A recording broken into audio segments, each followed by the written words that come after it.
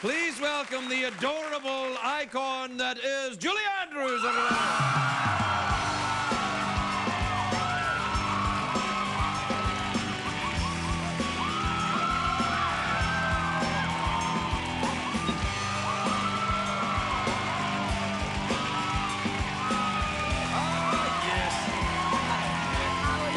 Very happy to see you. Look at that. They're very happy to see you, Julie, as am I. Thank you. How lovely to see you again. We saw, well, I met you at one of these Hollywood things a while back. A long time back. Yeah. Could you go to a lot of these things? Yeah, enough. Really? Yeah. No. You're a bit of an icon. Did people kind of pussyfoot around you a little bit? There's No. lots of kissing up, I noticed. No. Yes, there is. I was kissing up to you. I was like, What about you? No, They don't? no, not at all. I no, see. It's like, oh, look, it's the guy that was on The Nanny. Yeah. Speaking of nannies... Oh, yeah. Oh, yes, you were slightly putting down nannies a little. I was not, well, not so much. I was saying that not all nannies are as lovely as Mary Poppins. Mary Poppins was a lovely nanny. Right. Thank you. Yeah, no, I love Mary Poppins. I do. To have had retribution or something. You know? No, absolutely not. I love Mary Poppins. I watch it again now with my son. Well, yes, it's a very good babysitter, isn't it? It is. Yes. Watch that, kid. Daddy's gone for nap time. Watch that.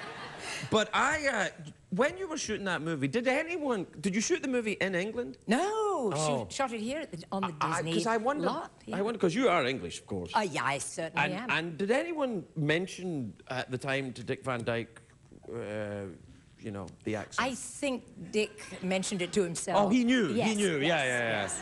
Because I had never heard any English people before that time, so I thought English people sounded a bit like, oh, Mary Poppins, like that. When I heard a real English person, I was like, oh, how charming. Yeah. I get your point. Yeah. It's a lovely film, though. It is a lovely film. You. Now, what's interesting about your book is, though, it stops at Mary Poppins. At Mary Poppins, it does. Because what do you concentrate more on in this book? By the way, I love this photograph. Isn't that nice? Thanks. Isn't that lovely? It was taken sometime in my youth. A sweetie pie. I kind of ended the book there because I think after...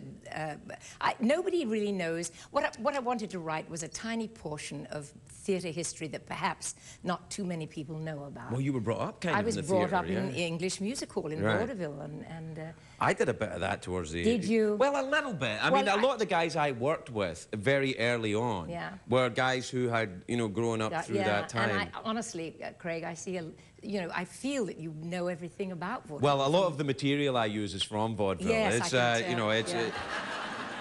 No, it's wonderful, though. Well, because it's a special kind of humour. Did you ever know a guy called Dennis Critchley? No. Dennis worked with, I think he worked with Max Wall at the Hackney Empire. I worked with Max Wall. Right, Max Wall used to do the funny walk and all that. Professor Wolofsky was his main character. Yeah, and that was, Mick Jagger ripped that completely off and began... Sort of, yes. Kind of, didn't he? I never put those two together at all. No, that, I think, is what happened. Yeah. But Dennis Critchley used to work the Hackney Empire. and I've worked the Hackney Empire. The Hackney Empire in the East End of London was a theatre where, during the Blitz of London, they were dropping bombs and the comedians kept going. Yeah, they did. Yeah, I know. That's kind of what it feels like to work here someday.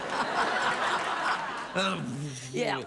And your stepfather was Ted Andrews, right? That's right. He was a tenor, and he and my mum had a kind of drawing room act where they started off with light opera, and then they went into ballads, and then they went into sort of popular songs of the day, and he played the guitar a bit Presley-like, and then you came out and when I was about 8 or 9, I started joining their act because I had this freak voice of like 4 octaves, you know, and sort of dogs for miles around would howl when I went that high, you know. And so I joined the act, and then eventually we became a threesome, and then I went out on my own after that. All over England. And did you ever work with people like Peter Sellers and these people around Spike Milligan? Yes, and Tony Hancock and Tony Hancock's a very interesting figure, wasn't he? He was very tragic, very funny comedian. I did a lot of English pantomimes, which I don't think many Americans know what English pantomime is. Well, stay with us, America. Here's what we're about 2 hours to explain it. It's hard to explain. Basically, it's a lot of men men dressing up as ladies. Right. And, a lot of ladies dressing up as men. And catchphrases. Yes. This show actually is a pantomime. That's really what it is. It kind of is, yes, isn't it? In a way, yeah. I mean, it's very old-fashioned, retro, English, Scottish music hall humour. I played a lot of places in Scotland. Did too. you really? Where did you play? I played Edinburgh, Glasgow, Aberdeen. Where did you play in Glasgow?